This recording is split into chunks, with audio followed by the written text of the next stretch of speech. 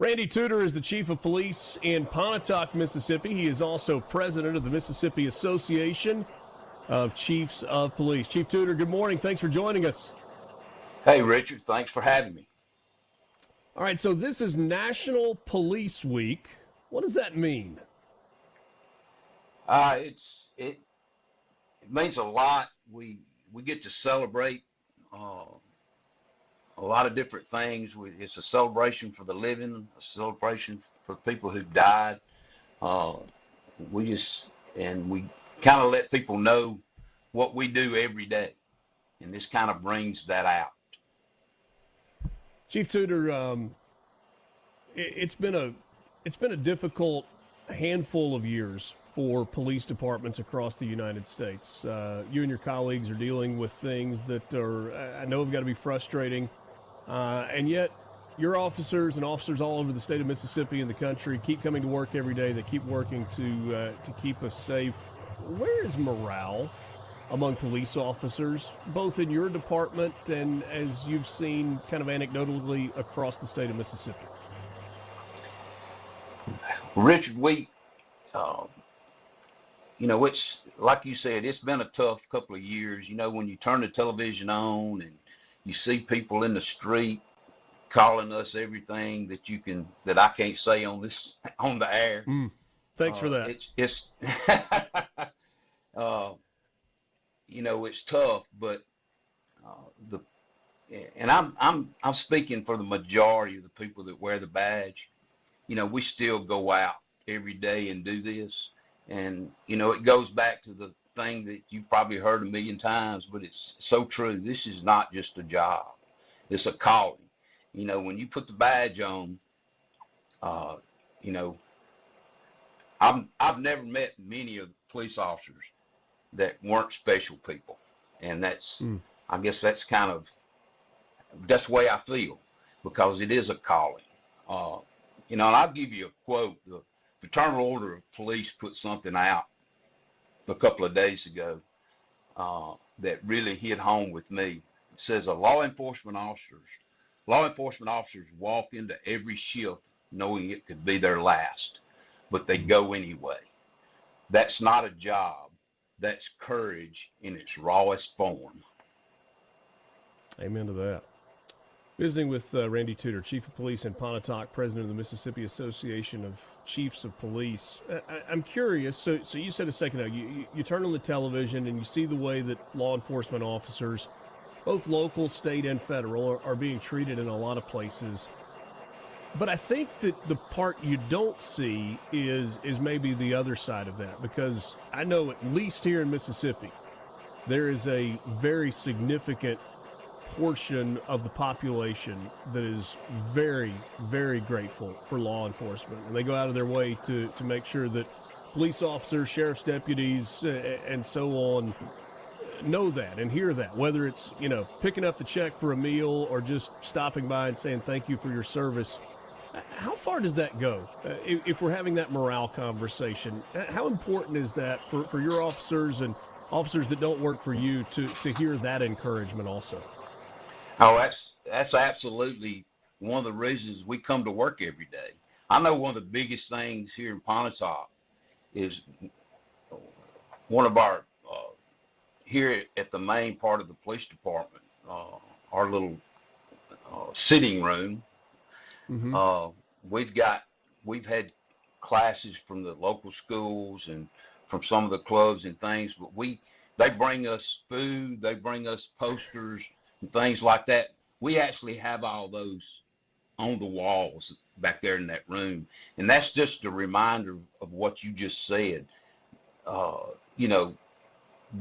We are supported, and in Mississippi, I think we're blessed because just like you said, the majority of the people want us and need us. And that's right. That's why we come to work. Would you talk to me a little bit about interagency cooperation? If you read books or you watch shows, you always hear about the turf wars that exist between law enforcement. Whether you're talking about federal, where The FBI and the CIA don't get along, or local where no, this is the sheriff's jurisdiction. It's not the police department's jurisdiction. Um, what is interagency cooperation like here in Mississippi, from DPS all the way down to the local level? Well, that's one thing. That's one thing. Living in Mississippi, we're a smaller state. That's one thing that I think we have such a head start on some other places. There's I've been doing this about 40 years, and uh, there's not many places that I can't pick the phone up and call somebody that I actually know that I've laid eyes on before. Uh, as far as working with the federal guys and the state folks, we have a real good relationship, and I think, and I say that for most police departments in the state. Uh, I've seen folks get mad at each other. Somebody might have arrested somebody real quick or something like that. But when it gets down to uh, the nitty gritty things, we're all in this to make the streets safe. And uh, if you make the arrest or I make the arrest, that really doesn't matter. So, you know, we're all human. That's going to happen every once in a while. But as a whole, Richard, I think Mississippi's lucky that we're able to work hand in hand with most people. I was just thinking as you were talking, one of the things that we've seen a rise in Mississippi in recent years is legal concealed carry.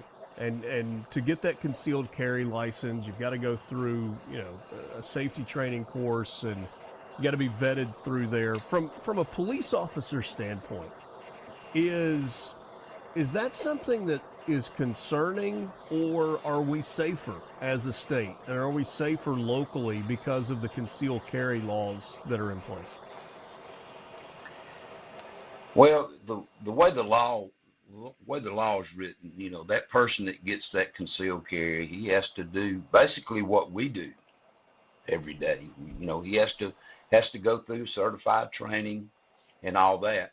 Uh, it's not concerning to me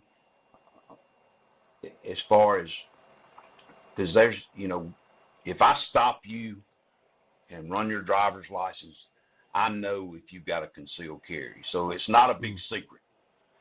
So the way the law is constructed, we haven't had here in Pontotoc or anywhere in the area, we've never had a problem with anything concerning that. So again, if we run into you and have an opportunity to run your ID or whatever, we know if you've got that concealed carry. So it's not really an issue. If you pull somebody over and you run that license and you see that, and your officer comes back to the window, do you ask, hey, I know you've got a license to conceal carry. Are you armed right now? Do you ask that question, or you just assume that the answer is yes? Most of the time we're going to ask that question just for a safety Sure. standpoint. I'm going to tell you what happens a lot of the time, Richard. If we stop somebody prior to us getting his ID or her ID, that person who has lawfully went and got a gun, went through the training and all that, he or she's going to tell us if he's armed at that point, and that happens quite often. Yeah, and I guess that's a good way to do it. I want to ask you one last thing before we wrap up. The last time we visited, we were talking about legislation that was being considered at the Capitol. Is there anything that happened from this legislative session that you felt great about, or something that was really concerning to you? Well, we had the retirement, the thing with PERS that was attached to HB1,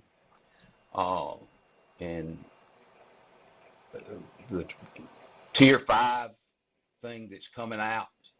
I just don't know I really think it's going to affect hiring and retention. Really?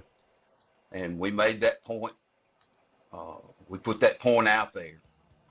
Um, that's one of the things that's concerned me more than anything else, because we're already having problems getting folks to come do this, and now the retirement's changing. We're gonna have to work longer, and it's going. In my opinion, it's May going to hurt affect us. recruiting. All right. Yes. Chief Randy Tudor, thanks as always for your time. Great catching up this morning, and safe travels to you. Thank you.